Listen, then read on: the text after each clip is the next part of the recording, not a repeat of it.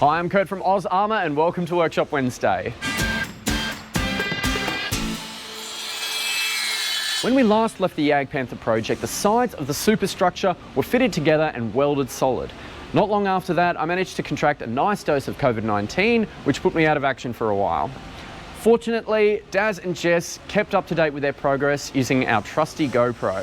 We've got a lot to get through, so without any further ado, we bring you episode 8 of the JAGDPANTHER.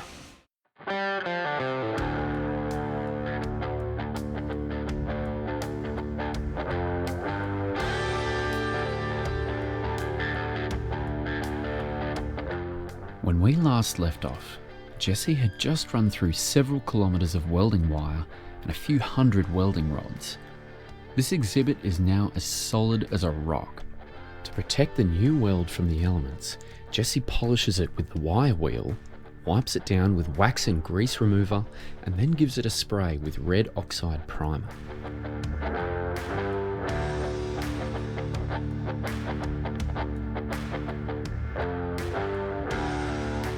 The MIG weld is not strong enough to join armour plate on its own, so Jess must first tack it in place with a run of stainless steel stick weld. When that's done, he goes over it with the MIG to give it a more authentic look.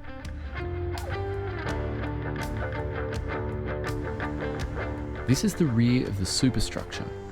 Once again, it's great to have an original piece like this in such excellent condition, but it still needs a little bit of the old material trimmed off.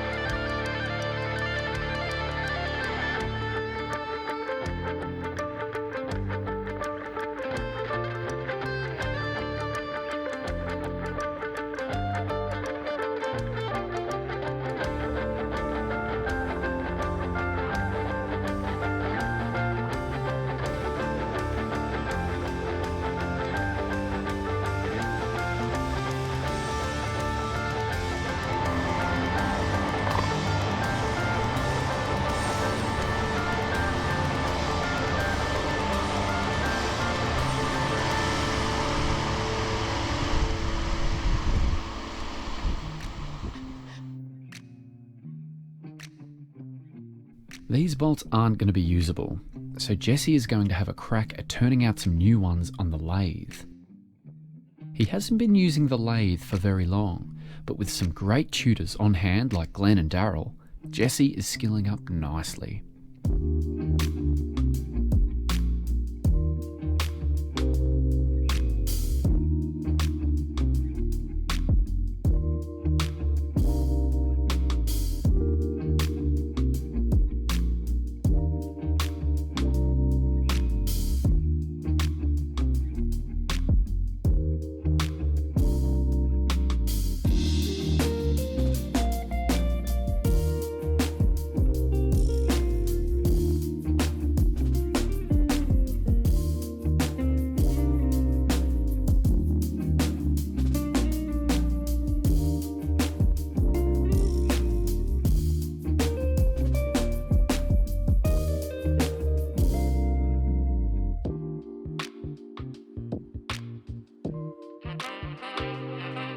Just there you can see him calibrating the lathe, as per the original bolt, to get the exact same taper.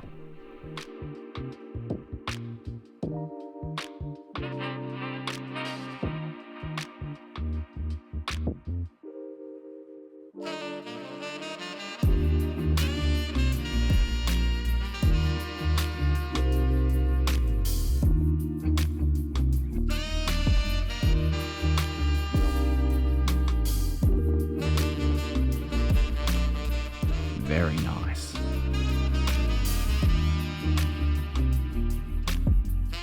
Next up is the track tensioning system. We haven't got original gear for this, so instead we'll be fabricating some new parts and using some leftover tiger pieces that we had spare from that restoration. It's fascinating and kind of soothing to watch Daryl use this machine with such precision.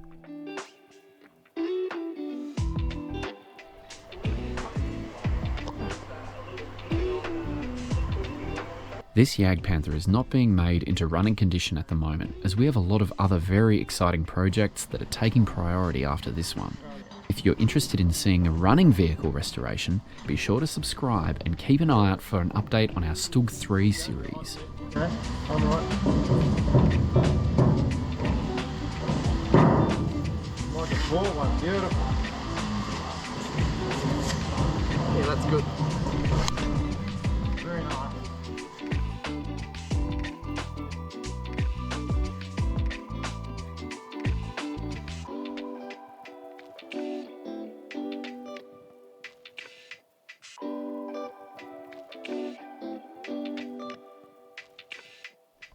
Now to see it in action.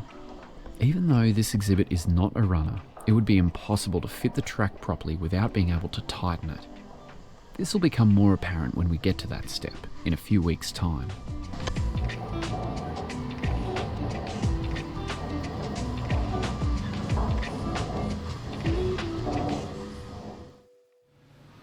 It's time to fit the rear of the superstructure.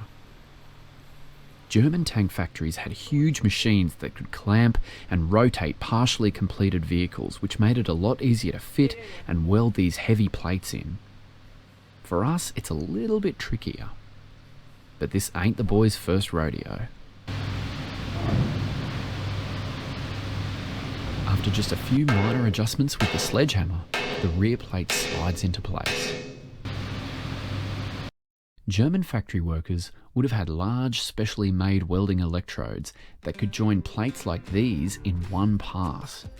But for a workshop at our scale, we have to start with a root run of the stick welder and finish it with a few cosmetic passes with the MIG.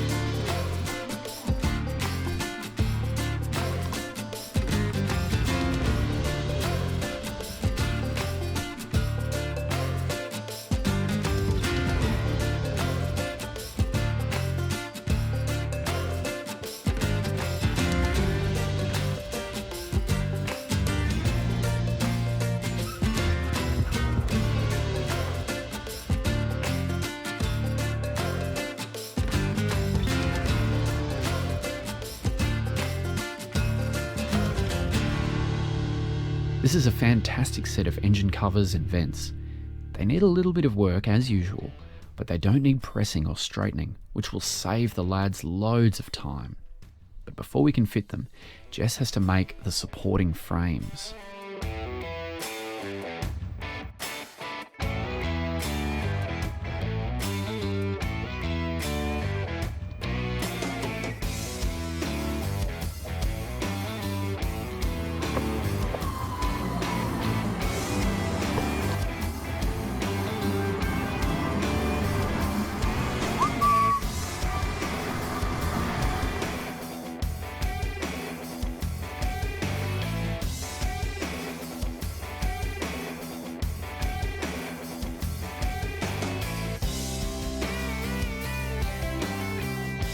You can still see some of the original supporting frames that still survive on the rear of the superstructure, and Jess will be carefully fitting the fabricated parts to fit around them.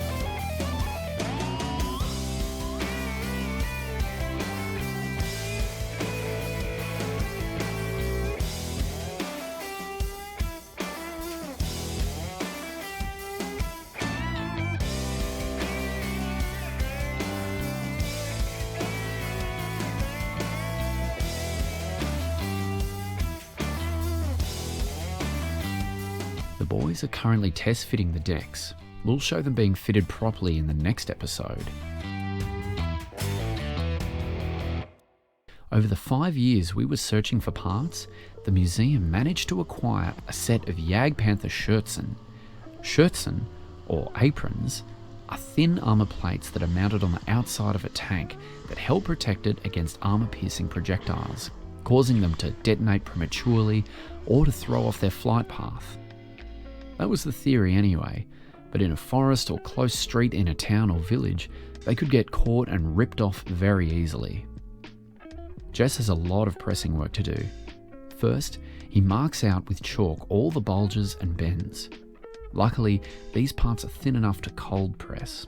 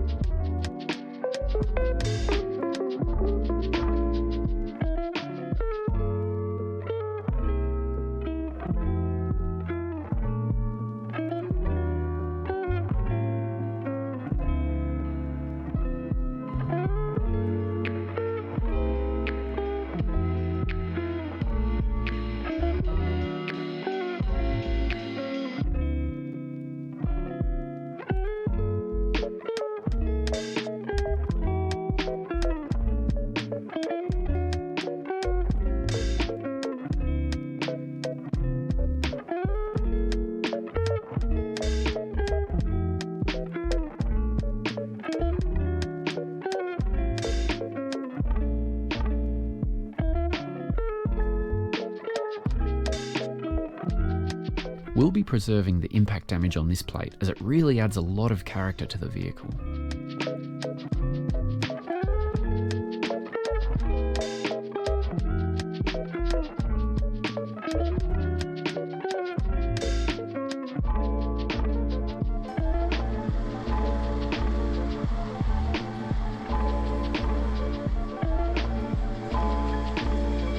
Very impressive work. Next are the mounts for the Schürzen. Try as we might, we could not find usable ones anywhere, so we had to bite the bullet and make them ourselves. They have to be pressed out of one solid piece of metal, so it took quite a bit of planning and CAD expertise to get right.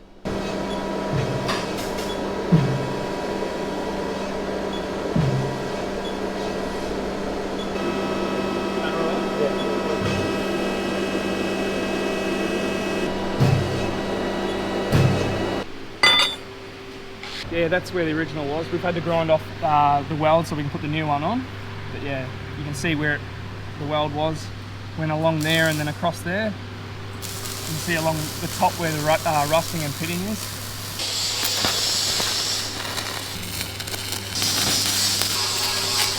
It's pretty close.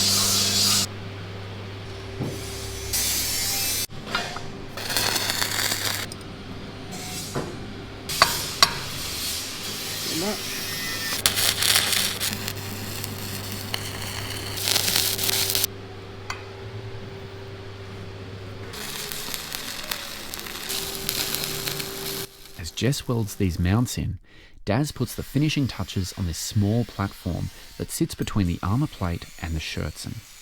There isn't much detail to be found on these, but luckily on his last trip to Bovington, Daz managed to get in a bit of measuring. with their permission of course. Yeah, 2 panels, a metre, and 760. Well, 3 pieces welded together to make that length. I'm just placing these wedges in to keep this step that we're fitting on the side of the JAGDPANTHER now, just to push it in as tight as we can get it into the side here. This side's got a bit of divot, you know, a few divots and that from where it was rusted away, so we're just trying to get in as firm as we can so there's no big gaps. The platforms are secured by being bolted to the Schürzen brackets. It's quite a large bolt, and the steel of the bracket is quite thick, so Daz is going to have to use 3 different sized drill bits to reach the desired diameter.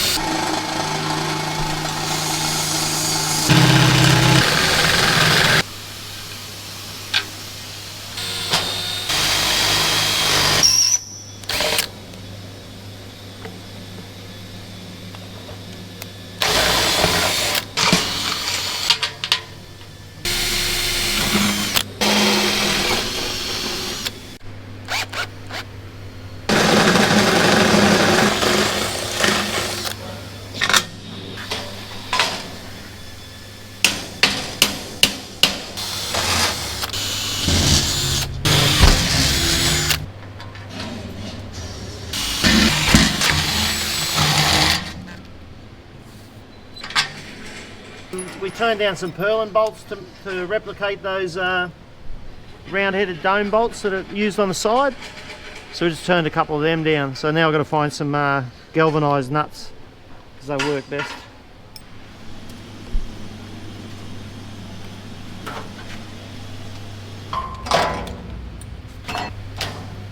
When we were marking out the spaces, we didn't quite understand how the Schürzen went together. We didn't realise that one went on and you had to pull it forward to get it on. And our spaces are working out wrong.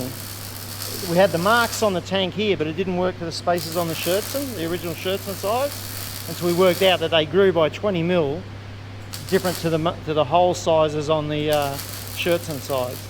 So it's one of those things we didn't know until we came across it, and then we had to nut it out and work out what was going on.